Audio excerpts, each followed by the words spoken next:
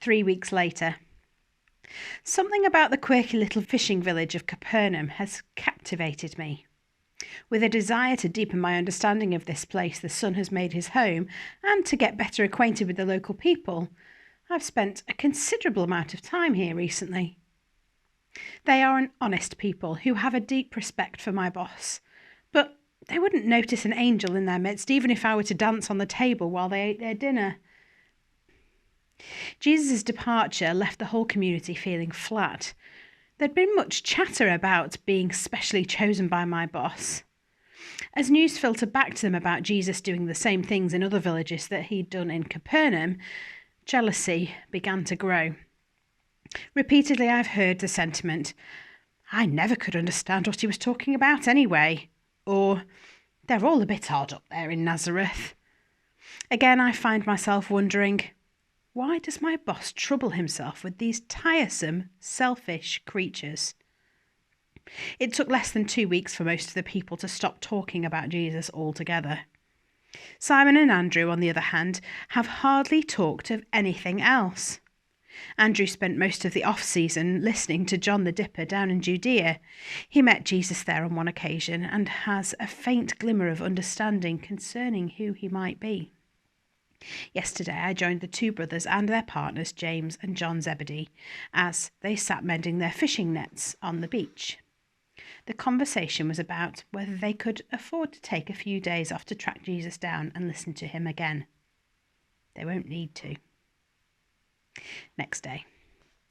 Mid-morning, the scruffy group of tired fishermen were again seated in a circle, stitching over the holes in their nets, when the youngest, John, leapt off his stool, shouting, "He's back! He's back!"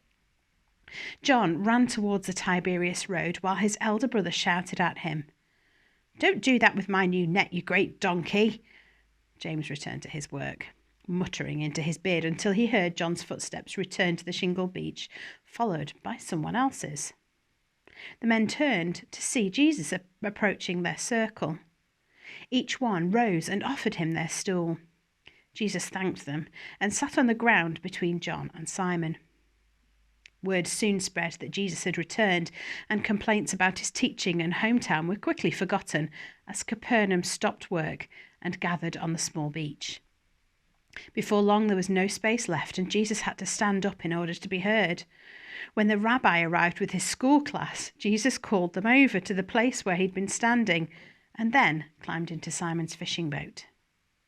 Simon and his colleagues had quietly resumed their net repairs while Jesus taught the crowd. When they heard the boat timbers creak, it was Simon's turn to drop his work and leap to his feet. His natural reaction was to yell, "What do you think you're doing?" But before his mouth could form the words, his anger was disarmed by Jesus' smile.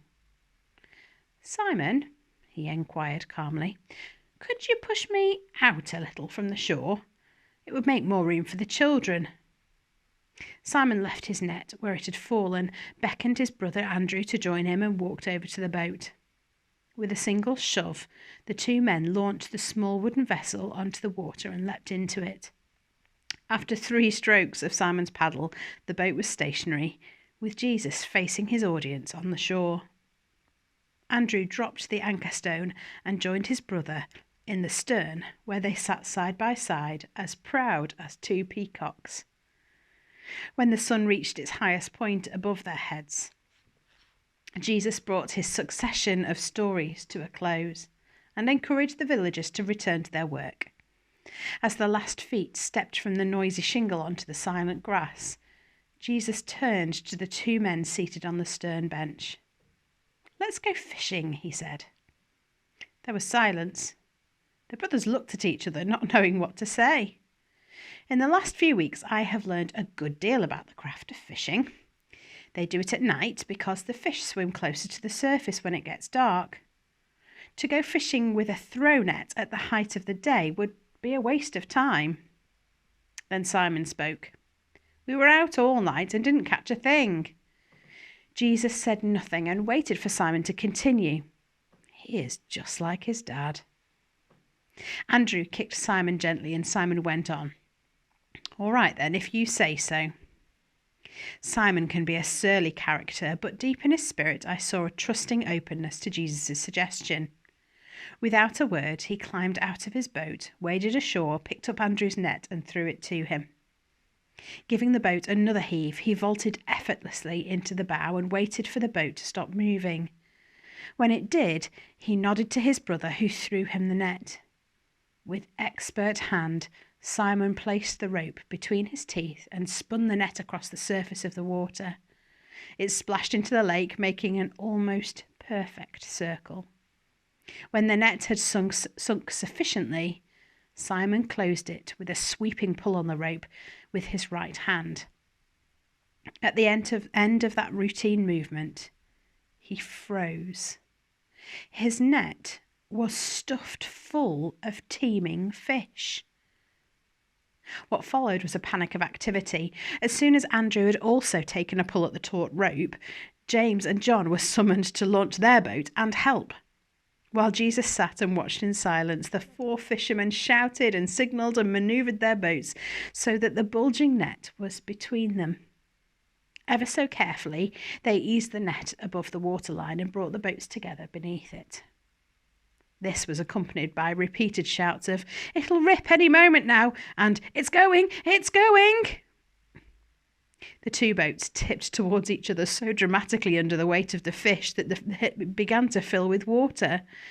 Simon Peter released the rope and a writhing cascade of fin and scale poured out into the floundering craft.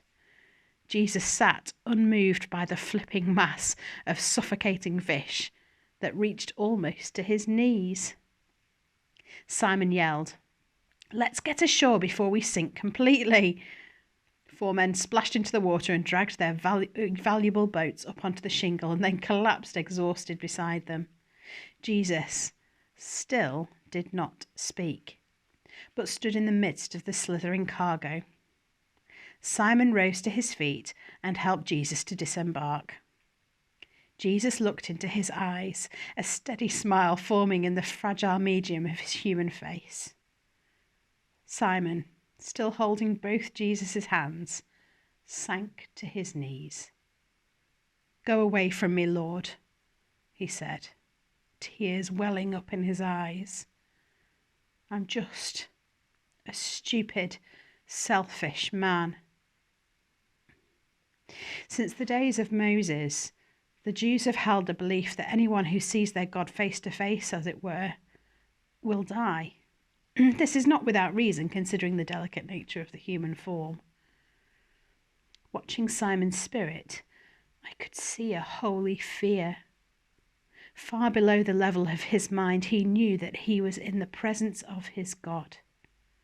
He expected to be burnt up by pure goodness, like a dry leaf in a fire. "You don't need to be afraid," Jesus assured him.